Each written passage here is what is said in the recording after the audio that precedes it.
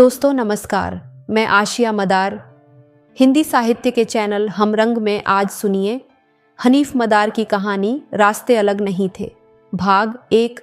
हर छोटे शहर के पास एक रेलवे स्टेशन होता है और हर रेलवे स्टेशन के पास कुछ अधूरे सपने। कुछ लोग वहाँ से लौट आते हैं, कुछ वहीं छूट जाते हैं और कुछ लोग ऐसे होते हैं जो उस प्लेटफॉर्म से निकल तो जाते हैं लेकिन उनकी आधी जिंदगी वहीं बैठी रह जाती है। आरव जब पहली बार अपने शहर से निकला था तब उसे यही लगा था कि वह केवल पढ़ने जा रहा है। उसे कहाँ पता था कि वह अपने जीवन के सबसे कठिन और सबसे सुंदर वर्षों की ओर जा रहा है। सितंबर का महीना था। गर्मी पूरी तरह गई नहीं थी और बरसात पूरी तरह रुकी नहीं थी।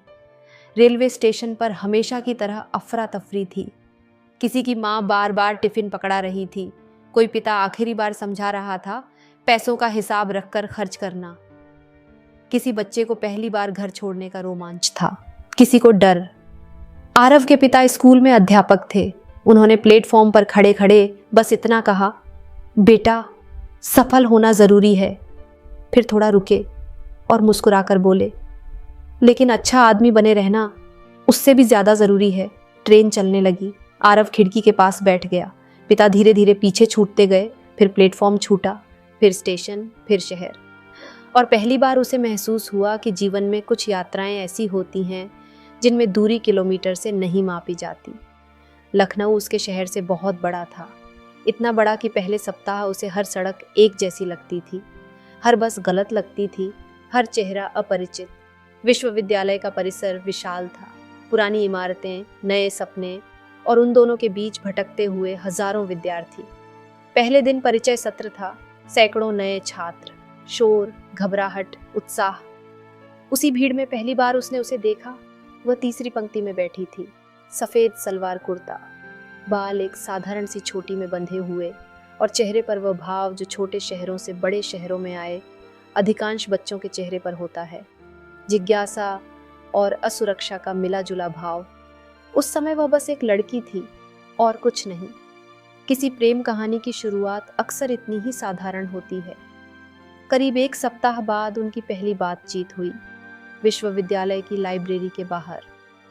आरव एक किताब ढूंढ रहा था और उसे मिल नहीं रही थी। पीछे से एक आवाज आई, अगर अर्थशास्त्र वाली किताब ढूंढ रहे हो तो वह दूसरी शेल्फ में है। आरव मुड़ा, वही लड़की। आपको कैसे पता? क्योंकि पिछले 20 मिनट से आप उसी शेल्फ के सामने खड़े होकर गलत किताबें देख रहे हैं। आरव हंस पड़ा।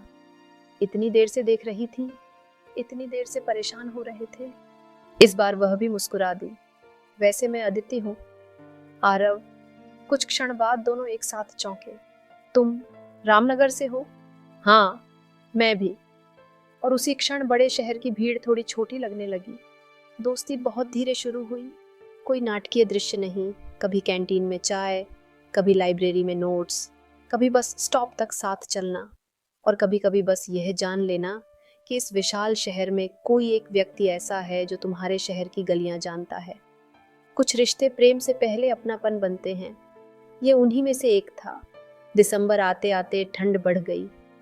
परीक्षाएं सिर पर थीं और सपनों का दबाव भी। विश्वविद्यालय के अधिकांश छात्र प्रेम, राजनीति या दोस्ती में व्यस्त थे। लेकिन छोटे शहरों से आए बच्चों की दुनिया थोड़ी अलग होती है। वे हर महीने घर से आए पैसों का हिसाब रखते हैं। वे यह भी जानते हैं कि उनके माता पिता उनके परिणाम का इंतजार कर रहे हैं और वे यह भी जानते हैं कि असफल होने का अधिकार उनके पास दूसरों से कम है। एक शाम दोनों विश्वविद्यालय के पीछे वाली सड़क पर चल रहे थे। सड़क लगभग खाली थी।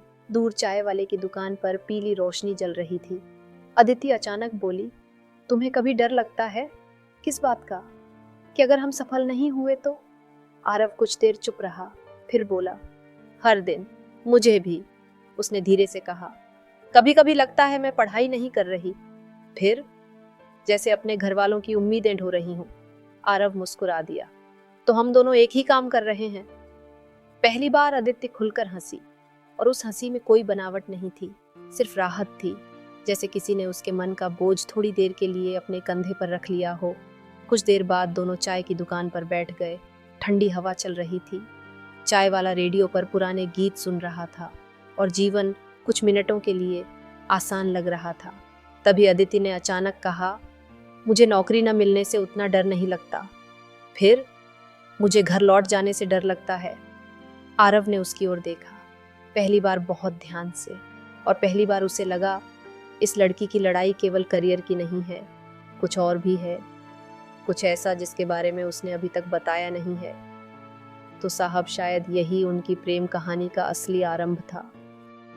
अगले भाग में सुनिए कि आखिर अदिति का ऐसा कौन सा राज था जिसे वह आरव को बताने से डर रही थी। क्या उनके बीच प्रेम पनप सका?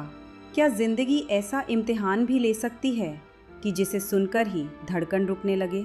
ऐसे कई सवालों के जवाब जानने के लिए यदि चैनल को सब्सक्राइब नहीं किया है तो कर लीजिए और बेल आइकॉन भी क्लिक करें ताकि कोई भाग आपसे ना छूटे।